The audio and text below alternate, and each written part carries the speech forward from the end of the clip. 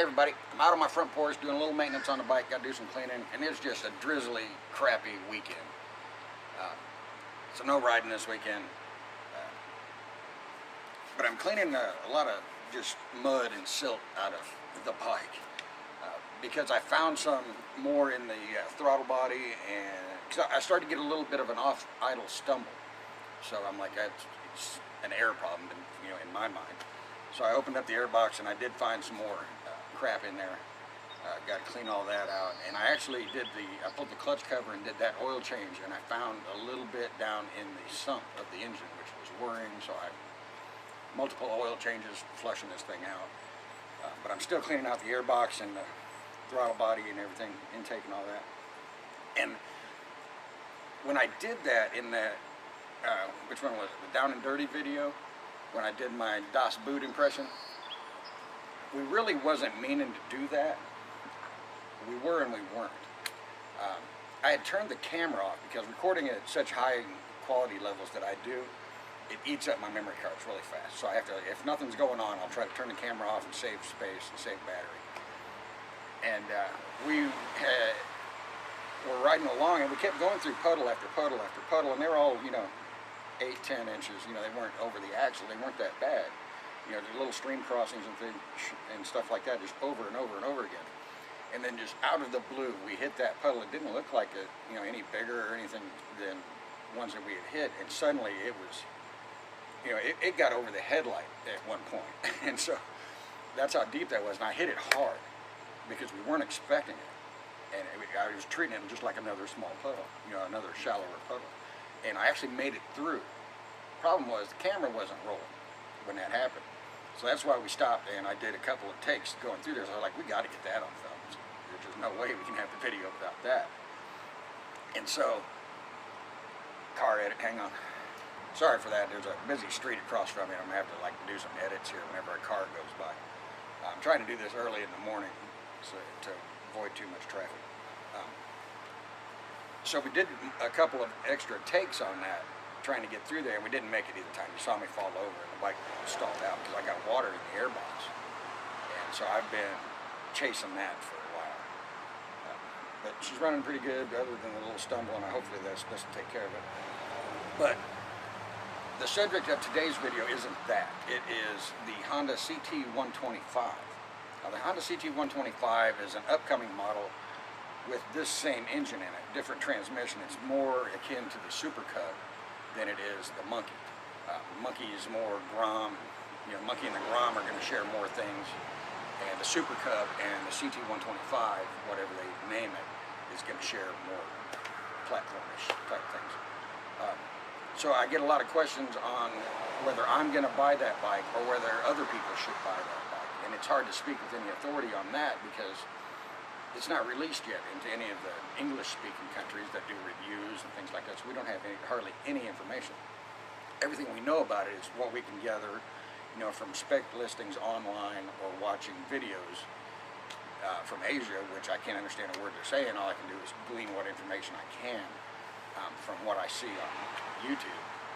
And so I've made a list here of pros and cons between this bike and that one, because I can speak with some authority as to what this bike can do. If you followed any of my videos, I've put this bike through the ringer, and it's much more capable than people give it credit for. So if you watch video reviews and things like that, people take it for a test drive with a helmet cam. They treat it like it's this cutesy little boutique bike, and it's just a toy, just kind of a throwaway little, oh, look at that, ain't that nice. But actually, this is a little beast. Off-road, and it's just incredible what I've done with this thing. So going by what I've learned, where the Monkey outshines the CT125, it's got a lower seat height and this comfortable seat. I know the CT125 is not going to have as good of a seat as this, and it's got about 1.5 inches lower seat height, and that is really handy. I haven't dumped this bike. The only time I've laid it over is in that mud puddle. And I did no damage to it or anything like that, and I really wasn't worried about it. But I have had, just rocks hit the front wheel and push the rock out of the way. You have it give way and the front end go, and I'm able to put my feet down and save everything. Because it's, 230-pound bike. It's 30-inch seat height. That has saved me so many times I can't count how many times that has worked. And so that was one of my thoughts, and one of my thoughts going into buying this bike was the ability to do that is pretty valuable. And so far I've been 100% correct on that. It's worked every dang time I've had any kind of bobble, and I've had to put my feet down and save it. I've saved it every time. So that's a big plus. The seat is something I forget about because I don't think about my ass while I'm sitting on it. Riding with my friend with his TW200, I have to remember every now and then, hey, I need to ask him if he needs to take an ass break because my ass don't hurt. His does, and so we'll end up stopping just so he can get off the bike for a little bit.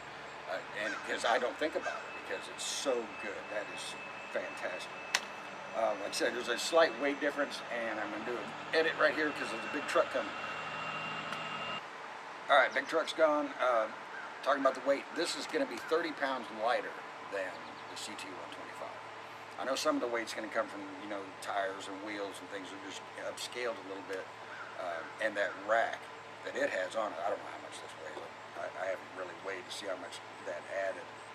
But it just seems like everything's done a little heavier duty on that one. So hopefully that weight is in good spots. Don't really know, but that's what I'm hoping for. Now it looks like that bike's going to be down on speed compared to the Monkey and the Grom, maybe even the Super Cup. It has one less horsepower and one more foot-pound of torque. Who knows what that's really going to relate to? We'll have to find out once we get the thing. But watching the Asian videos and doing a math conversion by looking at their speedometer from kilometers per hour to miles per hour, it looks like that thing only goes about 52 miles an hour in the flat. So it's lost quite a bit of top-end speed, and that could be an issue for some people. So the Monkey's going to be faster on the street. Like I said, if I buy it and I try to ride it to the next town, I'm going to have cars up, coming up my tailpipe, and it might be an issue. So that's something to think about. And everybody's going to have their own thoughts on that, whether that's important. If you ride it around town all the time and you don't go over 45, then it's a wash. Either one of them's fine. The clutch. This has a manual clutch. The CT125 has an automatic clutch, meaning there's no lever. You just you let off the gas, that activates or deactivates the clutch, and you just shift gears. And that's nice and all that. But having a manual clutch is handy. The CT125 could not do some of the things I've done on this bike because of that. And having the ability to give it the beans and feather the clutch and work your way out of some tricky situations that's useful. That's a nice ability to have. And so there will be places where you'll have to get off and push that bike, where this bike could power its way through. That's just food for thought. If you're just tractoring around, and not doing some of the stupid shit that I do, it probably won't be an issue. But yeah, that bike would not have made it. The uphill, that rock garden I went through in the Beast Mode video, I forget what I called it, or Taming the Rattlesnake video. That rock garden I went through, that was uphill. CT125 would not have been able to go through there with the amount of authority that I did on this bike. It might have made it through very slowly, tiptoeing its way through, but I went through on the gas, feathering the clutch, the whole thing was going. And so there'd be a difference there. A few times up at Bald Mountain when we did that trail, something with an automatic clutch would have had some trouble. And that's really all the bad I can come up with for the CT125. Everything else from here out, I think it actually outshines the Monkey. And that's just starting off is the wheel size. It's got 17-inch wheels versus 12-inch wheels. That's 5 inches bigger diameter. And just having a larger wheel, tends to go over things easier than smaller wheels. That's just physics, and that's going to happen. So that's a definite advantage that bike has. And that also raises everything up off the ground. And so if I park the Monkey side by side with the TW200, actually this part of the bike isn't little. It's the tires and wheels. Everything's like a big bike, just lower is what it is. And there's no fenders and passenger accommodation sticking off the back. And raising everything up just a little bit and keeping a similar seat height That's pretty nice what they've done there, because that raises up your intake and your exhaust, and you don't have the problem I'm dealing with right now out here cleaning this bike, because the intake is in the back coming up through the rack, and it's at about 30 inches off the ground. With this one, let's do an edit right quick while I go grab a tape measure, and we'll find out how high this thing is. All right, so I'm back. I got a handy dandy tape measure. We are going to stand this bike up straight and measure to the bottom of the intake. You can see how high that really is. And it looks to be about 19 and a half inches, somewhere in there. So you're gaining almost 10 inches of clearance. And like I said, that would avoid the trouble I'm dealing with right now. So that's a plus for the CT125. The rack on that bike, it's built into the frame. That's nice, because getting a useful rack for the Monkey has proven to be more difficult than I thought. And it's a matter of how it's mounted. Because it mounts to, up under the seat there's a plate, and you run bolts through it, and then it mounts to the top of the shock towers. And with the way that it's mounted, when you put pressure on it, you know, where that pressure is distributed to those mounts, I think it's backwards. I don't like the way it's designed. I actually think the bar at the rear, this one here, should be a little further back and go to the shock tower, and this one should go up under the seat to the plate there, and there'd be another plate on top of that cradles the frame, so that the weight, when you put weight on it, it's on the frame, the subframe itself, and not on two welds.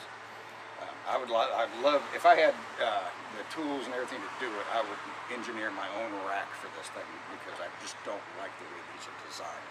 Where the CT125 rack looks solid out of the box, so nothing else to buy. So that's a big plus on that bike, especially if you want to do adventure type riding. Because that's proven to be one of the trouble spots with the Monkey, is carrying all the stuff I want to carry.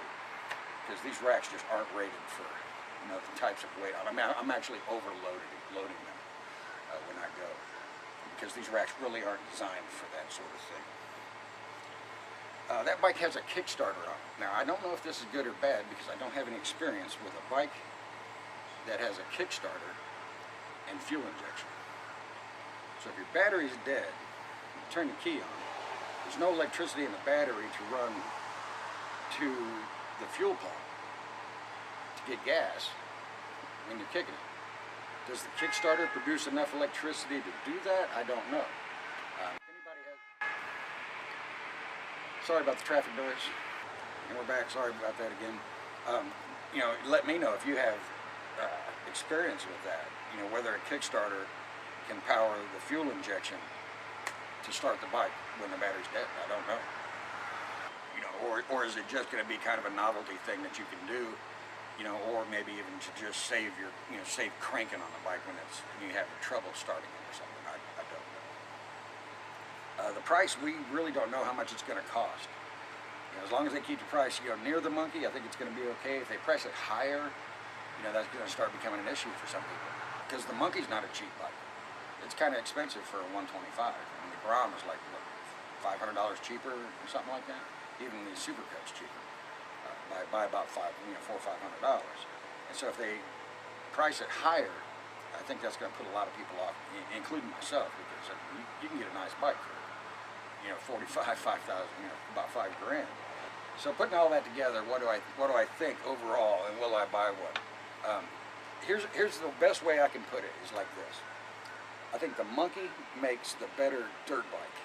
You know, if you want a play bike, you know, a little mini bike that you can go out and tear around in the dirt with and have a blast, I think it's great. Suspension's weak, and that's like a pet peeve of mine, and I don't even want to get on the rant about that. But I think it will run rings around the CT125, you know, out on the trails. If you're just screwing around out on the trails, I think this bike will outrun that one, hands down. But that said, I also think the CT125 will make the better adventure bike, just due to its luggage carrying capacity. It's you know, bigger tires, it's higher off the ground, the intake is up higher. It's a little slower, but if you're out adventure riding, it doesn't really matter, because I've I was looking at the Tenere 700, which I like that bike. I think it's a cool looking bike. But I found a video of somebody who actually took it and did some of the stuff that I do on this bike, and I think the monkey would hang with it. So when you get into the really rough stuff and it's tight and things like that, speed don't matter, because that Tenere didn't go any faster than the monkey did going through that sort of stuff. And so the only time it's really going to matter is down the road. So if you're wanting a touring bike, it ain't going to be the bike for you. If you're going adventure riding, like with me wanting to do the Trans-America Trail, I think that bike would be perfectly fine and probably be better than the monkey. It might not be as comfortable, but I think, overall, I think that might make the better adventure bike. So will I buy the CT125? I don't know. I haven't decided yet. It's a possibility. It's not like a strong possibility, but it's a possibility.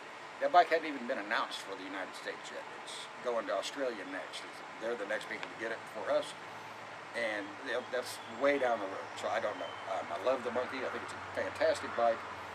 No plans to get rid of it, but if I did get rid of it, the CT125 would probably be about the only bike I would get rid of it for, if that makes any sense. So that's my thoughts on the CT125 versus the Honda Monkey. Will I buy one? Who knows? We'll see. Catch you guys next time. So will I buy the CT125? Fucking cars. Go to church or something.